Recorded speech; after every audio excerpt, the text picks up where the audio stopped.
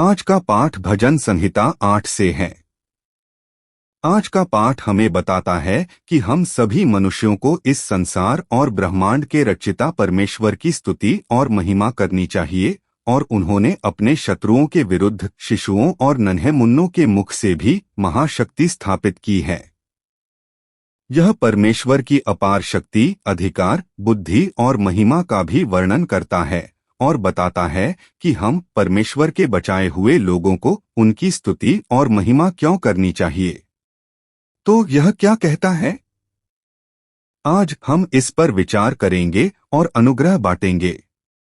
सबसे पहले यह हमें बताता है कि हम सभी मनुष्यों को इस संसार और ब्रह्मांड और इसकी समस्त सृष्टि के रचिता परमेश्वर की स्तुति और महिमा करनी चाहिए। आज का पाठ भजन संहिता 8:1 कहता है, हे प्रभु, हे हमारे प्रभु, तेरा नाम सारी पृथ्वी पर कैसा महान है। तेरी महिमा आकाश से भी ऊंची है। हे प्रभु, हमारे प्रभु, तेरा नाम सारी पृथ्वी पर कितना महान है। तूने अपनी महिमा स्वर्ग से भी ऊंची की है। यहाँ तेरा नाम और तेरी महिमा इस संसार और पूरे ब्रह्मांड की सभी चीजों को संदर्भित करते हैं। अर्थात ये आकाश में सूर्य, चंद्रमा और तारों, घास के मैदानों में घास, पेड़ और जानवर, जलीय पौधे, समुद्र में मछलियां और व्हेल, इन सभी चीजों को संदर्भित करते हैं। तो दाऊद इन सभी चीजों को तेरा नाम और तेरी महिमा क्यों कहता है? आमतौर पर बाइबल में नाम शब्द किसी व्यक्ति के अस्तित्व, गुणों, चरित्र और कार्य को दर्शाता है। ऐसा इसलिए है क्योंकि इस संसार और पूरे ब्रह्मांड की सभी चीजें परमेश्वर के अधिकार, शक्ति, बुद्धि और महिमा को प्रकट करती हैं, जिन्होंने उन्हें बनाया और आकार दिया। क्या ऐसा नहीं है? आप आकाश में कई तारे देख सकते हैं, और आप देख सकते हैं कि एक भी तारा दूसरे से टकराता नहीं है, बल्कि अपने ही मार्ग पर घूमता और गति करता है। इस पृथ्वी को देखकर ही हम देख सकते हैं कि यह अपने पूर्व निर्धारित पथ पर चलते हुए वर्ष में ठीक एक बार सूर्य की परिक्रमा करती है और दिन में ठीक एक बार परिक्रमा भी करती है। आप क्या सोचते हैं? इन सब के माध्यम से हम न केवल परमेश्वर के अस्तित्व को जानते और महसूस करते हैं, जिसने इसे बनाया और आकार दिया, बल्कि हम कुछ हद तक परमेश्वर की शक्ति, अधिकार, बुद्धि और ऐश्वर्य को भी समझते और अनुभव करते हैं। रोमियो 1:20 में यह भी कहा गया है, क्योंकि जगत की सृष्टि के समय से परमेश्वर के अनदेखे गुण, अर्थात उसकी सनातन सामर्थ्य और ईश्वरीय स्वभाव उसकी रचना के द्वारा देखने में आते हैं, यहाँ तक कि मनुष्य निरुत्तर हैं। क्योंकि उसकी सनातन सामर्थ्य और ईश्वरीय स्वभाव उसकी रचना के द्वारा देखने में आते हैं।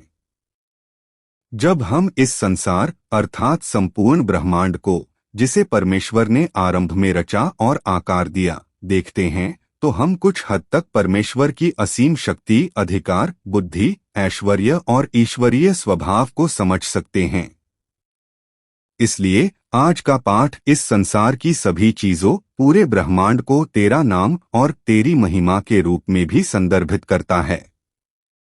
दूसरे शब्दों में, जब यह संसार इस ब्रह्मांड की सभी चीजों को देखेगा, तो वह परमेश्वर के अस्तित्व, अधिकार, शक्ति, बुद्धि, भव्यता और महिमा को जान और समझ पाएगा, जिसने उन्हें रचा और बनाया। अगर यह सच है, तो परमेश्वर ने इस संसार, पूरे ब्रह्मांड और इसकी सभी चीजों को क्यों बनाया? या यूं कहें कि उसका उद्देश्य क्या था? यह इसलिए था ताकि इस संसार को ब्रह्मांड की सभी चीजों से और खासकर हम मनुष्यों से प्रशंसा और महिमा मिले। यशायाह 43:7 में यह भी कहा गया है, हर एक जो मेरे नाम से पुकारा जाता है, जिसे मैंने अपनी महिमा के लिए रचा, जिसे मैंने रचा और बनाया। हर एक जिसे मैंने अपनी महिमा के लिए रचा, जिसे मैंने रचा और बनाया। परमेश्वर द्वारा हम मनुष्यों की रचना का उद्देश्य महिमा और प्रशंसा प्राप्त करना था। क्या यही कारण है? दाऊद भी आज के पाठ में हमें बताता है कि हम सभी को अपने परमेश्वर की स्तुति और महिमा करनी चाहिए। नहीं, हम सभी को शुरू से ही परमेश्वर की स्तुति और महिमा करने के लिए रचा और गढ़ा गया था। लेकिन हुआ क्या? लेकिन अदन की वाटिका में हम मनुष्य शैतान के बहकावे में आ गए, पाप में पड़ गए और भ्रष्ट हो गए। अब ऐसे मनुष्य इतने भ्रष्ट और भ्रष्ट हो गए हैं कि उनकी बुद्धि अंधकारमय, मंद और मूर्ख हो गई है। परिणामस्वरूप वे अज्ञानता की स्थिति में गिर गए हैं, यहाँ तक कि उस परमेश्वर के बारे में भी जिसने उन्हें रचा और बनाया। नहीं, ऐसे मनुष्य अब परमेश्वर से विमुख हो गए हैं और शैतान के सेवक बन गए हैं, अपनी इच्छानुसार जीवन जी रहे हैं और अनंत विनाश के लिए नियत हैं। नहीं, वे शैतान के चंगुल में फंस गए हैं और इसके बजाय वे उस परमेश्वर का विरोध, उपेक्षा और तिरस्कार करते हैं जिसने उन्हें रचा और गढ़ा। दूसरा, परमेश्वर कहता है कि उसने इन शत्रुओं के लिए, या यूं कहें कि इन कृतघ्न शत्रुओं को जो उसके शत्रु बन गए हैं, विश्राम देने के लिए बच्चों और शिशुओं के मुख से शक्ति उत्पन्न की है। आज का पाठ भजन संहिता 8:2-3 कहता है, तूने अपने शत्रुओं के कारण बालकों और शिशुओं के मुख से शक्ति उत्पन्न की है कि शत्रु और पलटा लेने वाले को चुप करा दे। जब मैं तेरे आकाश को, जो तेरे हाथों का कार्य है, और चंद्रमा और तारागण को जो तूने स्थापित किए हैं, देखता हूँ। तूने अपने शत्रुओं के कारण बालकों और शिशुओं के मुख से शक्ति उत्पन्न की है कि शत्रु और पलटा लेने वाले को चुप करा दे। यहाँ तेरे शत्रु और पलटा लेने वाले, कृतघ्न, हम सभी मनुष्यों को संदर्भित करते हैं जो अदन की वाटिका के बाद से इतने भ्रष्ट हो गए हैं कि हमने परमेश्वर को खो दिया है और उससे अलग रहते हैं। यहाँ चुप कराना शब्द का अर्थ है आराम करना, विश्राम करना, और पूरे बाइबल में इसका अर्थ आराम करना है। दूसरे शब्दों में इस अंश का अर्थ है कि परमेश्वर ने हम मनुष्यों के लिए, जो उसके शत्रु बन गए हैं, बालकों और शिशुओं के मुख से निकलने वाली शक्ति स्थापित की है। नहीं, हमें, उसके कृतघ्न शत्रुओं को, जो लगातार उसकी उपेक्षा और तिरस्कार करते हैं, बचाने के लिए और हमें विश्राम देने के लिए। नहीं, उसने इसे तैयार किया है। हालांकि यह एक भविष्य सूचक पूर्ण काल है, जिसका अर्थ है कि भविष्य में परमेश्वर इन शत्रुओं के लिए नहीं, इन कृतघ्न शत्रुओं को विश्राम देने के लिए बच्चों और शिशुओं के मुख से निकलने वाली शक्ति स्थापित करेगा। यहाँ बालक और शिशु परमेश्वर के उन लोगों को संदर्भित करते हैं जो परमेश्वर के अस्तित्व में विश्वास करते हैं और यह मानते हैं कि उसने ब्रह्मांड की सभी चीजों की रचना की है। तो दाऊद परमेश्वर के इन लोगों की तुलना शिशुओं और दूध पीते शिशुओं से क्यों करता है? ऐसा इसलिए है क्योंकि ये शिशु और दूध पीते शिशु अपनी कमियों, अपर्याप्तताओं, मूर्खता और मंदबुद्धि से अच्छी तरह वाकिफ हैं। इसलिए वे सभी मामलों में अपने तर्क या निर्णय पर जोर नहीं देते, बल्कि अपने माता पिता के मार्गदर्शन और शिक्षाओं का पालन करते हैं। इसी प्रकार हम देखते हैं कि परमेश्वर के लोग अपनी कमियों, अपर्याप्तताओं, मूर्खता और मंदबुद्धि से भलीभांति परिचित होते हुए भी अपने तर्क या निर्णय पर जोर नहीं देते, बल्कि परमेश्वर के मार्गदर्शन, शिक्षाओं और उपदेशों के अनुसार जीवन जीते हैं। दूसरे शब्दों में हम देखते हैं कि वे बाइबल में कही गई बातों और पवित्र आत्मा द्वारा प्रकट और प्रकाशित ज्ञान पर विश्वास करते और उसका पालन करते हैं। बहरहाल परमेश्वर बच्चों और शिशुओं के मुख से निकलने वाली शक्ति को स्थापित करेगा ताकि कृतघ्न शत्रुओं को विश्राम मिले और उन्हें स्वर्ग की ओर ले जाया जा सके। तो इस अंश का क्या हुआ? मत्ती 21:15-16। जब महायाजकों और शास्त्रियों ने उसके अद्भुत कामों को और बच्चों को मंदिर में दाऊद की संतान को होशाना चिल्लाते देखा, तो वे क्रोधित हुए। क्या तुम सुनते हो कि ये क्या कह रहे हैं? यीशु ने उनसे कहा, हाँ। क्या तुमने कभी नहीं पढ़ा, बच्चों और शिशुओं के मुंह से तूने स्तुति सिद्ध की है? क्या तुमने कभी नहीं पढ़ा, बच्चों और शिशुओं के मुंह से तूने स्तुति सिद्ध की है। यह अंश पाम संडे के दिन घटित हुई घटना का वर्णन करता है, जिस सप्ताह यीशु को सूली पर चढ़ाया गया था और उन्होंने अपना लहू बहाया था। जब यीशु ने मंदिर में प्रवेश किया तो वहां मौजूद बच्चे मानो कुछ जानते हों उसकी स्तुति करने लगे और कहने लगे, दाऊद की संतान को होशाना। यहाँ दाऊद की संतान शब्द इस बात को स्वीकार करने के समान थे, यीशु तू मसीहा है, परमेश्वर का पुत्र, जो पुराने नियम की भविष्यवाणियों के अनुसार इस धरती पर आया। यह सुनकर मुख्य याजकों और शास्त्रियों ने यीशु से प्रश्न किया, क्योंकि यीशु ने बच्चों को बिल्कुल नहीं रोका, बल्कि ऐसा लगा जैसे वे उनकी बात मान रहे हों। और यह व्यवहार परमेश्वर की निंदा माना गया। वे क्रोधित हो गए और बोले, अरे, क्या तुम सुन नहीं सकते कि वे क्या कह रहे हैं? तुम उन्हें अकेला क्यों छोड़ रहे हो? क्या तुम्हें एहसास नहीं है कि तुम परमेश्वर की निंदा कर रहे हो? या तुम परमेश्वर हो भी? यीशु ने आज के अंश का हवाला देते हुए उत्तर दिया, क्या आपने कभी नहीं पढ़ा, शिशुओं और दूध पीते बच्चों के होठों से तूने स्तुति सिद्ध की है। यहाँ सिद्ध शब्द का अर्थ तैयार करना है और यह आज के पाठ में स्थापित शब्द का अनुवाद है। दूसरे शब्दों में आज के पाठ को उद्धृत करके यीशु कह रहे हैं कि वे स्वयं शिशुओं और दूध पीते बच्चों के होठों से निकलने वाली स्तुति हैं, जैसा कि भजन संहिता में भविष्यवाणी की गई है। दूसरे शब्दों में यीशु स्वयं पुराने नियम में भविष्यवाणी किए गए मसीहा परमेश्वर के पुत्र हैं। दूसरे शब्दों में यीशु स्वयं शिशुओं और दूध पीते बच्चों के होठों से निकलने वाली स्तुति हैं, जो हमें बचाने, जिनका अनंत विनाश होना तय था, हमें विश्राम देने और स्वर्ग की ओर ले जाने के लिए इस धरती पर आए। इसलिए उनकी स्तुति दोष रहित नहीं है, बल्कि यह पूर्ण है। नहीं, वे मेरी इस तरह स्तुति इसलिए करते हैं क्योंकि परमेश्वर ने उन पर अपार कृपा की है, और चूंकि परमेश्वर इस भजन के वचनों को पूरा करने के लिए इस प्रकार कार्य कर रहे हैं, इसलिए कोई समस्या नहीं है। इस प्रकार हम देख सकते हैं कि यीशु ने हर अवसर पर गवाही दी और घोषणा की कि वे मसीहा और परमेश्वर के पुत्र हैं जो इस धरती पर आए। लेकिन हुआ क्या? हालांकि उस समय बहुत से लोग यह नहीं मानते थे कि यीशु मसीहा और परमेश्वर के पुत्र हैं जो पुराने नियम की भविष्यवाणियों के अनुसार इस धरती पर आए थे। नहीं, ईसाई इतिहास के पिछले 2000 वर्षों में यही स्थिति रही है और आज भी यही स्थिति है। ऐसा इसलिए है क्योंकि वे सोचते हैं, परमेश्वर पुत्र मानव रूप में कैसे आ सकते हैं? बिना स्त्री पुरुष संबंध के पवित्र आत्मा द्वारा गर्भधारण के माध्यम से एक व्यक्ति कुंवारी से कैसे जन्म ले सकता है? 3 दिन बाद एक व्यक्ति कैसे पुनर्जीवित होकर स्वर्ग जा सकता है?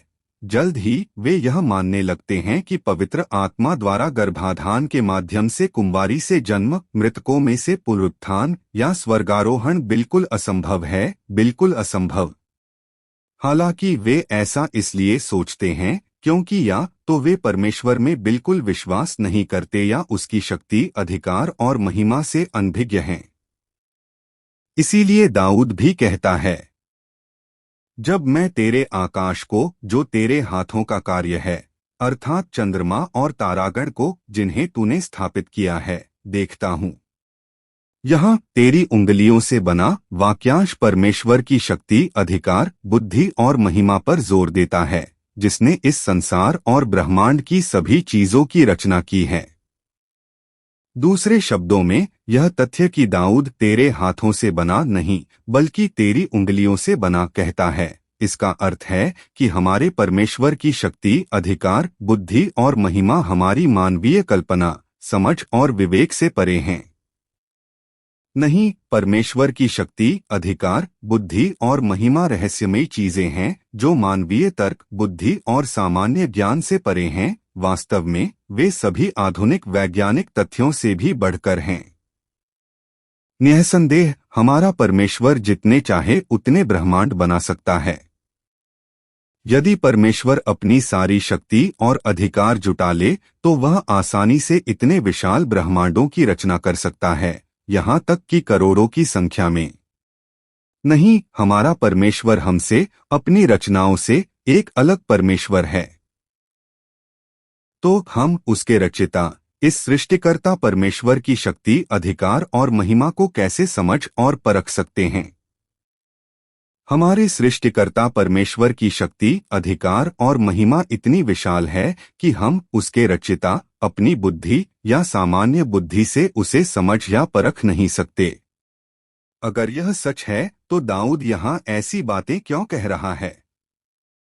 सवाल यह है कि एक ऐसे परमेश्वर के लिए जो हजारों, यहाँ तक कि अरबों, इतने विशाल ब्रह्मांडों की रचना कर सकता है, पवित्र आत्मा के माध्यम से उसके इकलौते पुत्र का कुंवारी जन्म, मृत्यु से उसका पुनरुत्थान, उसका स्वर्गारोहण या दुनिया के अंत में हमारे मृतकों का आत्मिक शरीरों के साथ पुनरुत्थान, स्वर्ग में प्रवेश और हमेशा के लिए जीवित रहना, क्या ऐसी बातों को महत्वपूर्ण माना जा सकता है?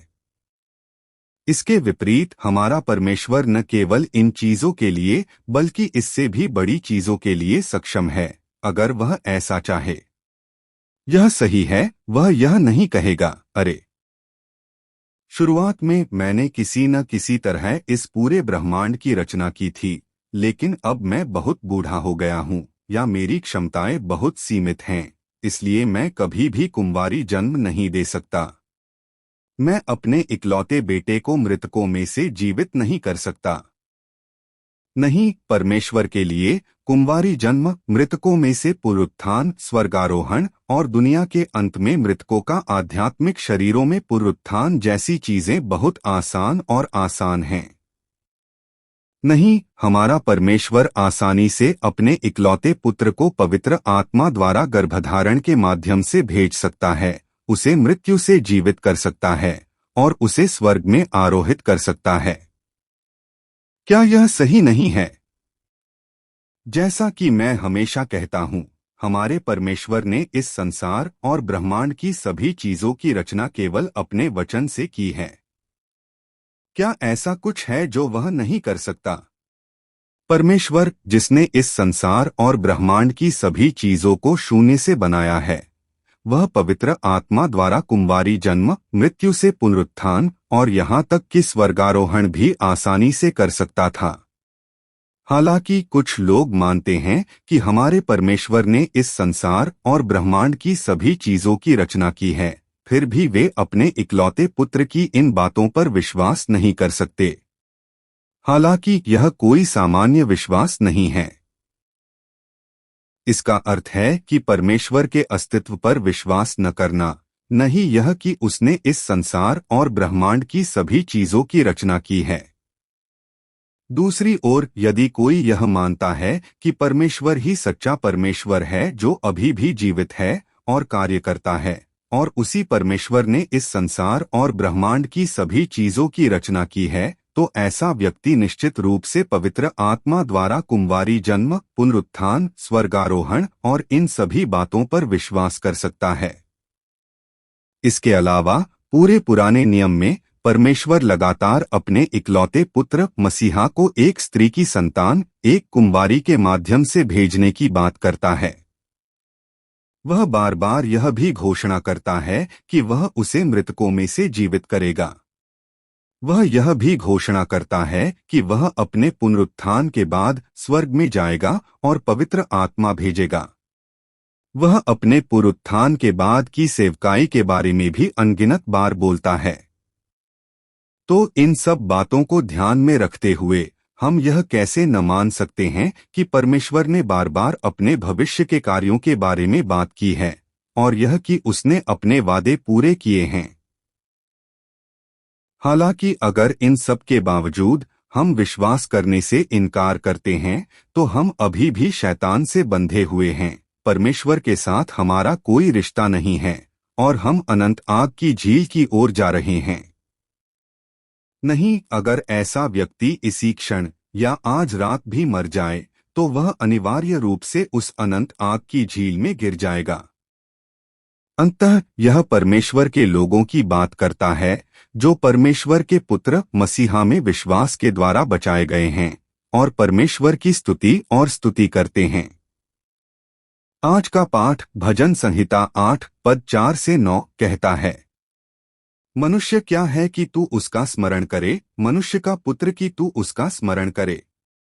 तूने उसे स्वर्गदूतों से कुछ ही कम बनाया है और उसके सिर पर महिमा और आदर का मुकुट रखा है। तूने उसे अपने हाथों के कामों का अधिकारी बनाया है, तूने सब कुछ उसके पैरों तले कर दिया है। सब भेड़े और बैल, मैदान के पशु, आकाश के पक्षी, समुद्र की मछलियां और सब कुछ जो समुद्र के मार्गों से चलता है। हे प्रभु, हमारे प्रभु, सारी पृथ्वी पर तेरा नाम कितना महान है।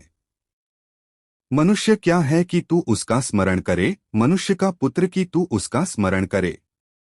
यहाँ याद रखना शब्द का अर्थ है सोचना, याद रखना और याद दिलाना, जो दर्शाता है कि ईश्वर निरंतर हमारे बारे में सोचते हैं, हमें याद रखते हैं और हमें याद दिलाते हैं। उदाहरण के लिए, हम अपने माता पिता को अपने बच्चों के बारे में लगातार सोचते, याद करते और उन्हें याद दिलाते हुए देख सकते हैं। चेओल्सू की अभी स्कूल में क्लास चल रही होगी। स्कूल से घर आकर मैं उसके लिए उसका पसंदीदा बीन स्प्राउट सूप बनाऊंगी। चेओल्सू इन दिनों थोड़ा कमजोर लग रहा है। मैं उसे स्वस्थ रखने के लिए क्या कर सकती हूँ? ठीक इसी तरह ईश्वर हमेशा हमारे बारे में सोचता रहता है। मैंने चेओल्सू का पालन पोषण जेवुक के परिवार में किया, उसे एक कोरियाई प्राथमिक विद्यालय में पढ़ाया और इस धरती पर रहते हुए उसे दूसरों से मिलने और उनसे सीखने में मदद की और उसे 153 चर्च जाकर सुसमाचार का संदेश सुनने में मदद की। इस प्रकार ईश्वर हमेशा हमारे बारे में सोचते हैं। इसके अलावा क्या आप सलाह देते हैं? यहाँ इसका अर्थ है विचार करना, देखभाल करना और भेंट करना, और इसका प्रयोग इसके ठीक पहले आने वाले शब्द सोचना के विपरीत किया गया है। संक्षेप में, यह शब्द न केवल परमेश्वर द्वारा हमारे प्रति विचार को दर्शाता है, बल्कि उनके सूक्ष्म अवलोकन, देखभाल, सुरक्षा, खोज, भेंट, शिक्षा, सांत्वना, प्रोत्साहन, सूचना और ज्ञान प्रदान करने को भी दर्शाता है। दूसरे शब्दों में, यह उस उद्धार योजना को दर्शाता है जिसे उन्होंने अपने चुने हुए लोगों के लिए अनंतकाल से स्थापित किया था और इसी योजना के अनुसार अपने इकलौते पुत्र को भेजा था। उन्होंने अपना लहू बहाया और क्रूस पर प्राण त्यागे, जिससे उन सभी के पापों का निवारण हुआ जो विश्वास करते हैं। उन्हें बिना किसी मूल्य के धर्मी घोषित किया, उन्हें परमेश्वर की प्रजा और संतान बनाया और उन्हें स्वर्ग में प्रवेश करने के योग्य बनाया। इसके अलावा यह इस तथ्य को भी दर्शाता है कि इसी क्षण भी वह विश्वासियों के बीच पवित्र आत्मा को भेजते हैं, उन्हें अपना मंदिर बनाते हैं। इसके माध्यम से वह सदैव हमारे साथ रहते हैं, हमारी रक्षा करते हैं, हमें सांत्वना देते हैं, हमें प्रोत्साहन देते हैं, हमें सूचित करते हैं, हमें ज्ञान प्रदान करते हैं और हमारी प्रार्थनाओं को सुनते और उनका उत्तर देते हैं। वास्तव में मनुष्य क्या है कि परमेश्वर उसकी इतनी परवाह करता है?